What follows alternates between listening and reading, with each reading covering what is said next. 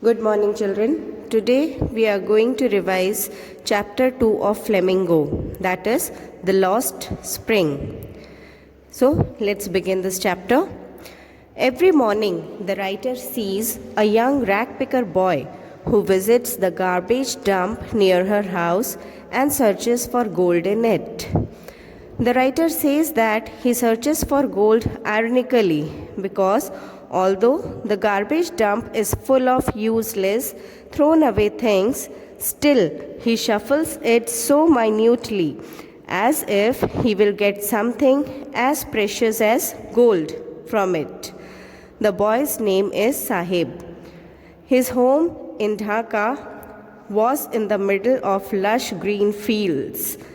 They had left it many years ago, and he does not remember it anymore. His mother had told him that there were many storms which destroyed their homes and fields. So they left home and shifted to the cities in search of gold. The writer again says, looking for gold in the big city. Gold here refers to something precious which was not available in their hometown. Things like shoes, money, bags, etc. for the children, and food, clothing, shelter as means of survival for their parents. The boy searches for such precious things in the garbage dumps. One day, the writer questions Sahib and asks him the reason for shuffling through the garbage. Sahib replies to the writer that he has nothing else to do other than rat picking. The writer suggests that he should go to school. She realizes that her advice is meaningless for the poor boy. He replies that there are no schools in the area where he lives. He also assures her that he will go to school when one is built near his house. The writer asks him jokingly that if she opened a school, would he attend it? Sahib says that he would join the writer's school, and after a few days, he runs up to her to ask whether her school is ready. The writer replied that it takes a lot of time to build a school. She felt ashamed at making a false promise. She had said this as a joke and had never intended to open a school. So she felt ashamed of herself. Sahib was not hurt because he was used to such false promises as they existed in large number in his empty world. He was surrounded by such false promises made by everyone around him. His world was empty as no promise made to Sahib was ever fulfilled. The writer had known Sahib for a few months. When she asked him his name, he replied as if he was making an announcement that his name was Sahib-e-Alam. The writer thought that the boy did not know the meaning of his name, and if he came to know that his name meant Lord of the universe, he would not be able to believe it. His name was opposite to his life. He went around the streets with a group of friends. It was like an army of boys who did not wear any footwear. They appeared in the morning like the morning birds and disappeared at noon. The writer could recognize all of them as she had been seeing them for the past few months. The writer asked one of them that why was he not wearing any footwear. The boy simply replied that his mother did not get them down from the shelf. As they were beyond his reach, he did not wear them. Another boy, who was wearing a different shoe in each foot, said that even if mother would have given him the footwear, he would have thrown it away. He meant that the boy was not wearing footwear because he did not want to wear one. The writer asked the second boy the reason for wearing a different shoe in each foot. He did not reply and shuffled his feet as he tried to hide the shoes. A third boy spoke that he was eager to get a pair of shoes as he had never owned one all his life. The writer takes the example of shoes to highlight the condition of these boys. They search the garbage dumps looking for such precious things. She further tells us that as she traveled across the country, she had seen many children walking barefoot in the cities as well as in the villages. They reasoned that they were barefoot not due to lack of money to buy footwear, but being barefoot was a tradition for them.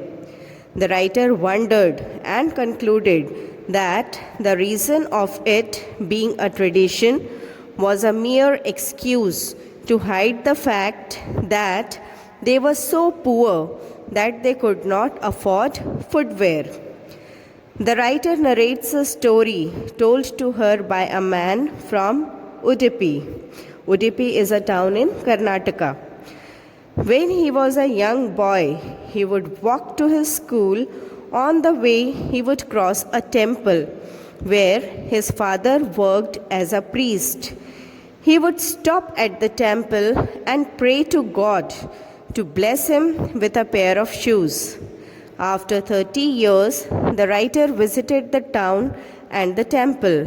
Now, the place was nearly empty. The new priest lived in the backyard of the temple. Plastic chairs in red and white color were kept there. A young boy came running. He was wearing grey colored school uniform, socks, and shoes. He had a school bag hung on his shoulders. He threw it on the bed and ran away. The writer wants to say that the financial position of the priest at the temple had improved over the last 30 years. Now he could afford shoes for these children. She was reminded of another boy who got a pair of shoes. He prayed to the goddess that he may never lose the shoes that he had got. The goddess had granted his prayer as the boy never lost his footwear. This shows us that the underprivileged value anything that they get because they have been longing for it. The writer describes the area where these ragpicker boys live. Simapuri, located on the outskirts of Delhi, was very different from the capital of the country.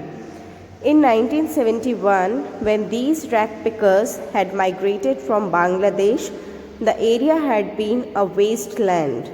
Simapuri was still a wasteland, but now it was not empty, as almost 10,000 ragpickers lived there in structures made of mud with roofs made of thin sheets of tin or plastic material called tarpaulin. There was no sewage, drainage, or running water facility in Simapuri. They lived in unhygienic conditions. It was a piece of wasteland where the garbage of the city was collected. These people had started living there illegally. The ragpickers had been living illegally in Simapuri for the last 30 years. They have occupied the area without government permission or ownership. The politicians of the area have provided them ration cards and voter identity cards. They got grocery for their family through these ration cards, and in return, they cast their votes in favor of the politician who had helped them. The writer asked a group of women who were wearing torn saris that why did they leave their homes in Dhaka. They replied that if they were able to satisfy the hunger of their families and sleep well at night, they were happier to live in Simapuri than their fields in Dhaka, which were ruined and gave them no food. These people traveled in search of food, and whatever they found it, they set up temporary homes and started living there. Their children kept on growing there, and gradually they also started helping their parents in seeking means of survival.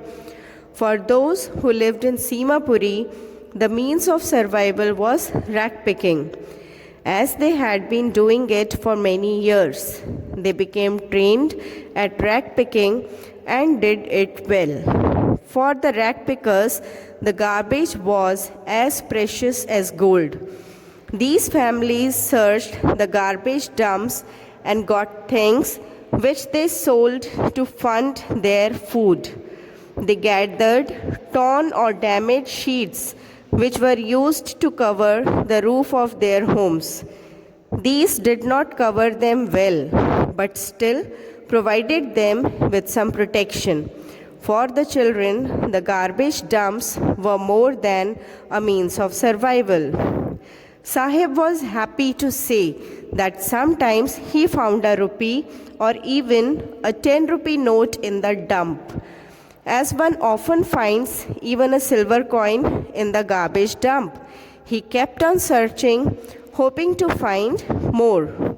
For the children, the garbage dump was a means of fulfilling their dreams, although partially, while for their parents, it was a means of aiding survival by providing the basics, that is, food, clothing, and shelter. One winter morning, the writer saw Sahib standing by the fence of a club. He was watching a tennis game being played by two young men. Sahib liked the game, but could not play it. He told the writer that he went inside the club when it would be closed. He was allowed to take swings by the guard there. The writer saw that Sahib was also wearing tennis shoes. They did not look appropriate with his dress, which was worn out and had faded. He told the writer in an attempt to justify himself that someone gave him the shoes. She, however, figured out that he had got them from a garbage dump.